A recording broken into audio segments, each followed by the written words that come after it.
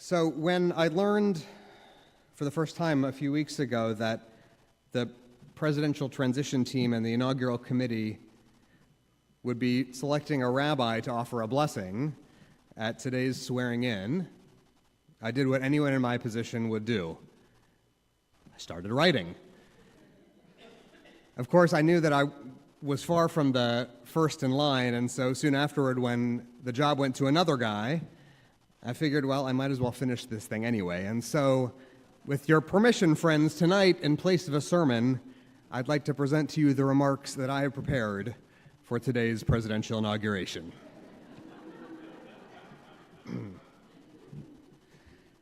Mr. President, Mr. Vice President, elected officials, members of our armed services, and my fellow Americans, today is a day of transition and of many new beginnings.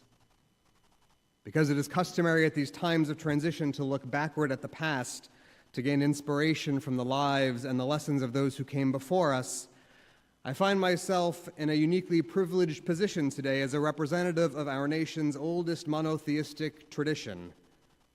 Judaism offers a rich store of guidance to those who seek positions of leadership in their community or their nation. And so today I hope to use my time to share with you 3 words of wisdom that come to us from the long legacy of Jewish leadership: humility, history, and a heart that hears. It is undeniable that successful leadership requires more than these 3, but it is similarly undeniable that successful leadership cannot exist without any of them. First, a teaching from the very first verses at the beginning of the book of Genesis. When God decided to create the world, an urgent dilemma arose immediately. God's glorious presence filled all of time and space, and there was no room for a new world. So what was God to do? The Jewish tradition of Kabbalah answered the question in this way. God's cunning insight was what the mystics called tzimtzum, a moment of self-contraction, of intentional self-reduction. God had to allow God's self to shrink slightly, drawing inward and creating a hollow space, an opening just large enough for God to work within during the time of creation. In order to create something new, God had to become smaller. From the very beginning of time, God's creativity and ambition had to be tempered with the gift of humility. When the self expands to fill all the space that contains it, there's no room for anyone else, no room for dissent or dispute, no room for dialogue or discussion. Mr. President, Judaism reminds us that humility must be the first ingredient if we are to create a new world. Number 2, a teaching from the very same Torah portion that Jews all over the world will be studying this Shabbat. This portion begins our study of the book of Exodus. The end of Genesis, you may remember, spoke about the sons of Jacob having made their home in Egypt. Joseph had been second in command over the entire nation, and his family and their descendants enjoyed honor and prestige there for the hundreds of years of their residence in Egypt. But there are no guarantees in human history, much less in human politics. The one who's on top today may be on the bottom tomorrow. The sun today has long since set on the British Empire, just as it has for hundreds of history's conquerors and colonizers who have come and gone and are today no more.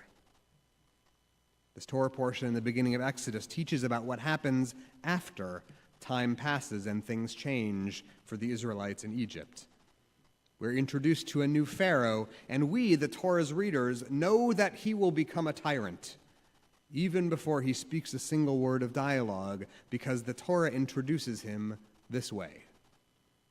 A new king arose over Egypt, who knew not Joseph.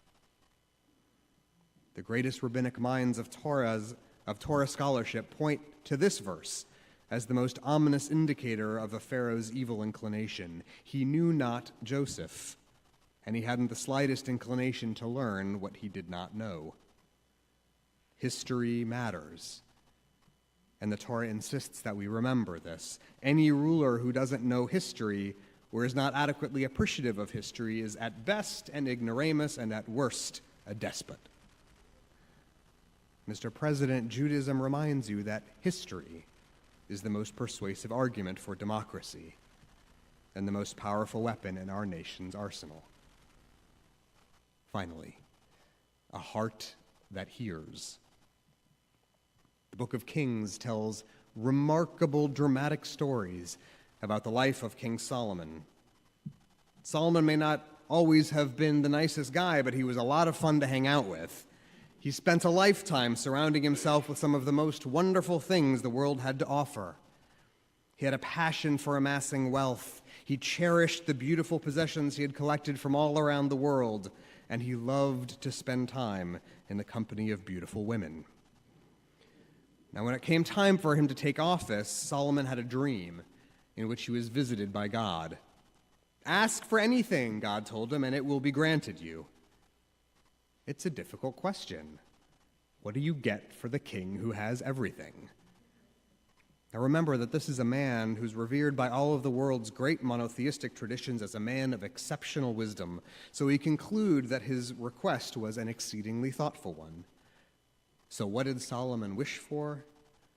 In the words of Hebrew scripture, a lev shomea, a heart that hears. Wise King Solomon's story reminds us that the foundation of moral kingship, of ethical government, has its roots sunk deep in our ability to listen. Anyone who hopes to lead others toward a prosperous future needs not just a heart, but a heart that can hear.